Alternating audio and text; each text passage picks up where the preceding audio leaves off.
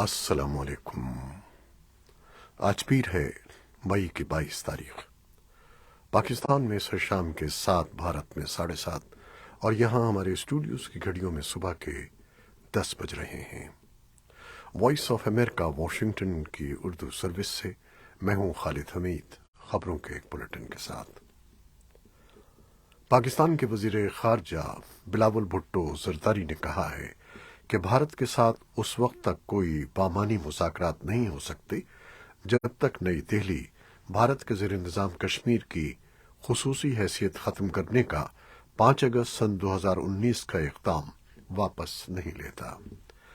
پاکستان کے زیر انتظام کشمیر کے دارالحکومت مظفر آباد میں وائس آف امریکہ سے ایک خصوصی انٹرویو میں بلاول بھٹو نے کہا کہ بھارت ایک متنازع علاقے میں G20 ممالک کی کانفرنس کی میزبانی کر کے صرف ایک کثیر القومی پلیٹ فارم کی صدارت کو ان کے بقول غلط استعمال کر رہا ہے، بلکہ وہ یہ تاثر دینا چاہتا ہے کہ بھارت کے زیر انتظام کشمیر میں حالات معمول پر ہیں۔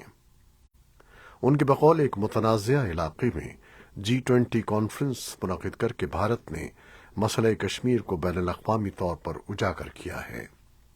پاکستان کے وزیر خارجہ کے بیان پر تاحال نئی دہلی کا کوئی رد عمل سامنے نہیں آیا ہے، لیکن بھارت جموں و کشمیر کو اپنا اٹوٹ انگ قرار دیتے ہوئے پاکستان کے موقف کو مسترد کرتا آ رہا ہے۔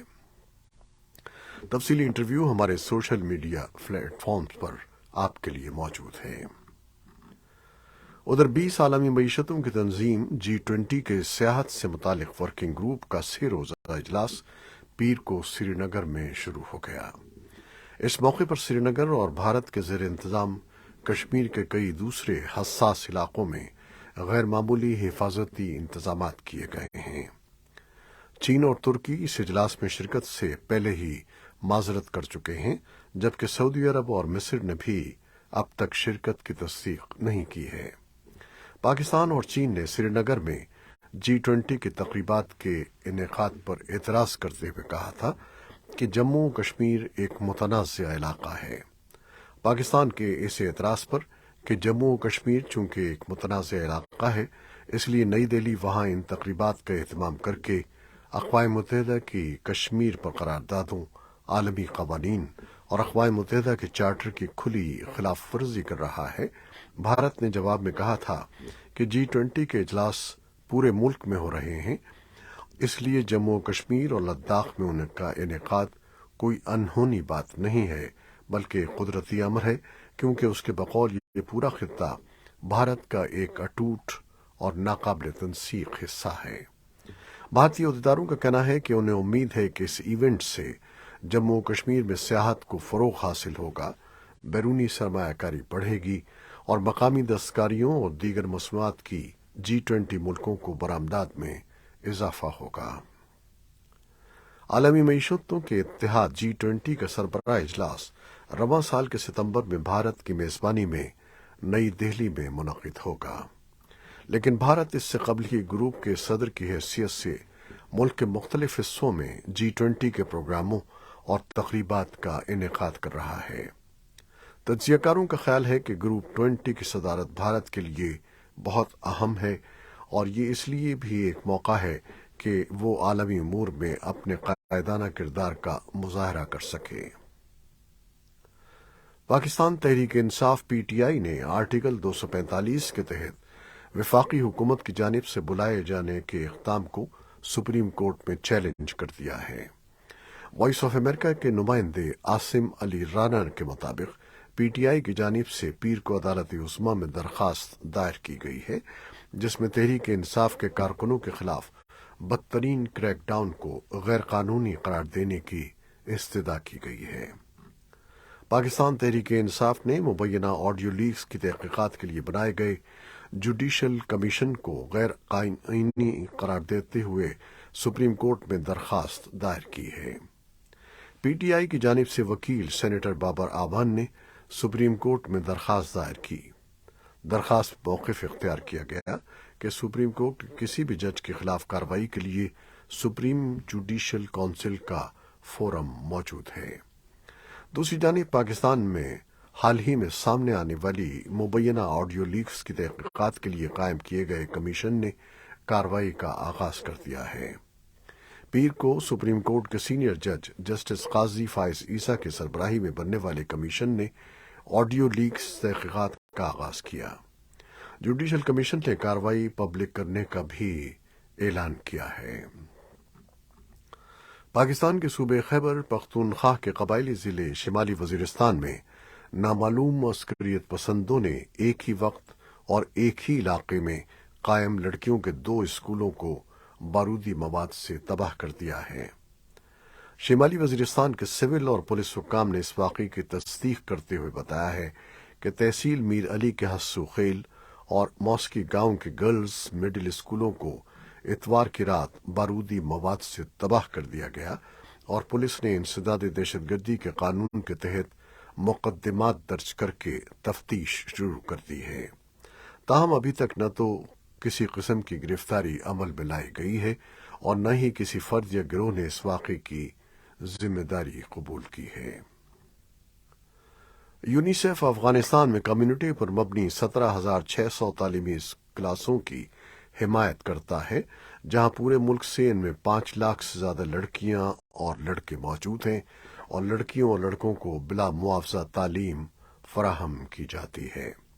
ان میں سے بہت سی لڑکیوں کے لیے کمیونٹی پر مبنی کلاسز ہی وہ واحد راستہ ہیں جب وہ اسکول جا سکتی ہیں۔ Chief field officer central region N کنڈراچوک کا کہنا تھا کہ ہمارے عطیہ دہندگان کے تعاون سے یونیسیف ملک بھر میں کمیونٹی بیسڈ ایجوکیشن کلاسز میں 21,000 تک توسیع کر سکتا ہے۔ اس کا مطلب یہ ہے کہ مزید 1 لاکھ بچے اسکول جا سکیں گے اور ہزاروں لڑکیوں کو تعلیم کے حقوق حاصل ہو سکیں گے۔ اقوام متحدہ نے رپورٹ کیا ہے کہ افغانستان میں سن 2022 میں بارودی سرنگوں، جنگ کی دھماکہ خیز باقیات اور دیسی ساختہ آلات کے نتیجے میں 700 سے زائد بچے ہلاک اور زخمی ہوئے ہیں۔ امریکہ کے صدر جو بائیڈن اور ایوان نمائندگان کے اسپیکر کیون میکارتھی ایک ایسے اہم وقت میں وائٹ ہاؤس میں ملاقات کرنے والے ہیں جب واشنگٹن بجٹ پر سمجھوتہ کرنے اور ڈیفالٹ کو روکنے کے لیے قرض لینے کی حد کو بروقت بڑھانے کے لیے کام کر رہا ہے۔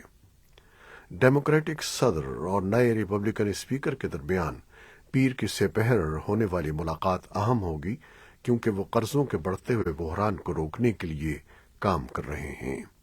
اس سے قبل ایک اہم پیش رفت میں بائیڈن اور میکارتھی نے اتوار کو فون پر اس وقت بات کی تھی جب صدر بائیڈن جاپان میں G7 کے سربراہی اجلاس میں شرکت کے بعد ایئر فورس 1 پر وطن واپس روانہ ہو رہے تھے۔ یوکرینی حکام نے پیر کے روز بتایا ہے کہ روسی افواج نے ڈنیپرو پیٹروس کے علاقے میں میزائل اور ڈرون سے رات بھر حملے کیے جس سے عمارتوں کو نقصان پہنچا اور کم از کم 8 افراد زخمی ہو گئے۔ گورنر سریہی لیسک نے ٹیلی گرام پر ایک پوسٹ میں کہا کہ نقصان کے اہداف میں رہائشی عمارتیں اور گاڑیاں شامل ہیں۔ یوکرین کی فضائیہ نے ٹیلی گرام میسیجنگ ایپ پر بھی پوسٹ کیا کہ روسی حملے میں 16 میزائل اور ایران کے ساختہ 20 شاہد ڈرونز شامل تھے۔ ان کا کہنا تھا کہ یوکرین کی فضائی دفاع نے 4 کروز میزائلوں اور 20 ڈرونز کو مار گرایا۔ یوکرین کے ریاستی نیوکلیئر پاور آپریٹر نے پیر کو کہا کہ زاپورژیا نیوکلیئر پاور پلانٹ کو بیرونی بجلی فراہم کرنے والی ہائی ٹینشن لائن کو روسی گولہ باری نے نشانہ بنایا۔ یہ پلانٹ یورپ کا سب سے بڑا جوہری پاور پلانٹ ہے اور بین الاقوامی جوہری توانائی ایجنسی نے مسلسل تنازعات کے دوران وہاں حفاظت اور سلامتی کے خطرات کے بارے میں تشویش کا اظہار کیا ہے۔ IAEA کے ڈائریکٹر جنرل رافائل گروسی نے پیر کو ٹویٹ کیا کہ جوہری حفاظت کی صورتحال انتہائی کمزور ہے۔ ان کا کہنا تھا کہ ہمیں اب اس پلانٹ کی حفاظت کے لیے متفق ہونا پڑے گا، یہ صورتحال جاری نہیں رہ سکتی۔ یوکرین کے صدر ولادیمیر زیلنسکی نے اتوار کو جاپان کے شہر ہیروشیما میں G7 سربراہی اجلاس کے اختتام پر کہا کہ روسی افواج کے ہاتھوں یوکرین کے شہر باخموت پر حملہ دوسری جنگ عظیم میں ہیروشیما پر بمباری کی یاد دلاتا ہے۔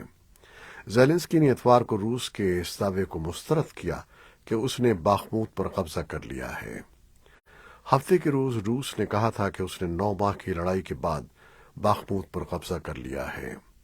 ہیروشیما میں G7 کی ایک نیوز کانفرنس میں اتوار کو امریکی صدر جو بائیڈن نے کہا کہ مغربی اتحادی یوکرین کے لیے اپنی حمایت سے پیچھے نہیں ہٹیں گے۔ بائیڈن نے کہا کہ بڑی طاقتیں روسی جارحیت کے خلاف یوکرین کے پیچھے متحد رہیں گی۔ انہوں نے اتوار کو یوکرین کے لیے فوجی امداد کے $375 ملین کے نئے پیکج کا بھی اعلان کیا۔ G7 سربراہی اجلاس کے موقع پر یوکرینی رہنما سے ملاقات کرتے ہوئے بائیڈن نے کہا کہ فوجی امدادی پیکج میں گولہ بارود، توپ خانہ، بختر بند گاڑیاں اور تربیت شامل ہے۔ روس نے کہا ہے کہ یوکرین کو F-16 طیاروں کی فراہمی سے نیٹو کے کردار پر سوال کھڑے ہو گئے ہیں۔ روس کے سینئر سفارتی حکام نے صدر بائیڈن کے جمعے کو دیے گئے اس بیان پر رد عمل ظاہر کیا جس میں انہوں نے یوکرینی پائلٹس کو F-16 طیاروں کی تربیت دینے کے پروگرام کا اعلان کیا تھا۔ یوکرین کے صدر ولودیمیر زیلنسکی نے صدر بائیڈن کو یقین دہانی کرائی تھی کہ F-16 طیارے روسی حدود میں استعمال نہیں ہوں گے، لیکن روس کے نائب وزیر خارجہ اور امریکہ میں روس کے سفیر نے امریکہ کے اس پروگرام کو بلا جواز قرار دیتے ہوئے سخت رد عمل ظاہر کیا ہے۔ اسرائیل کی فورسز کی مغربی کنارے میں کارروائی میں 3 فلسطینی ہلاک ہو گئے ہیں۔ خبر رساں ادارے AFP کے مطابق اسرائیل کی فوج نے اتوار اور پیر کی درمیانی شب مغربی کنارے کے علاقے نابلوس میں کارروائی کی، جس میں 32 سالہ ابو زیتون، 30 سالہ ابو رزاق اور 24 سالہ عبداللہ ابو حمدان نشانہ بنے۔ فلسطینی وزارت صحت نے بھی 3 افراد کی ہلاکت کی تصدیق کی ہے۔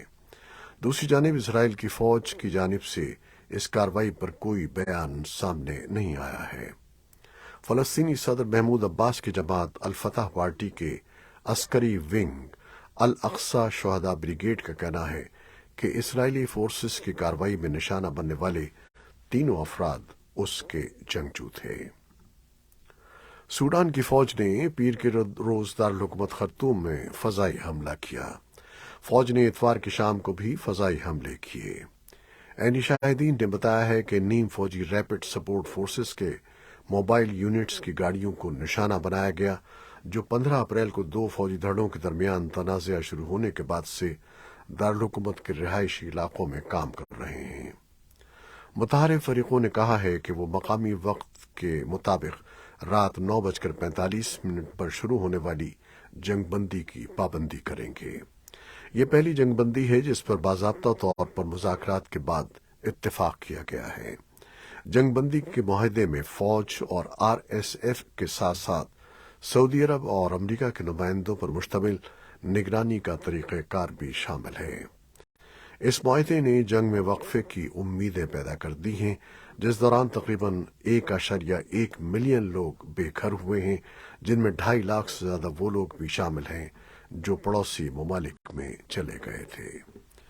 یہ تھیں وہ خبریں جو فیس بک لائیو پر ہم نے آپ کے لیے پیش کی۔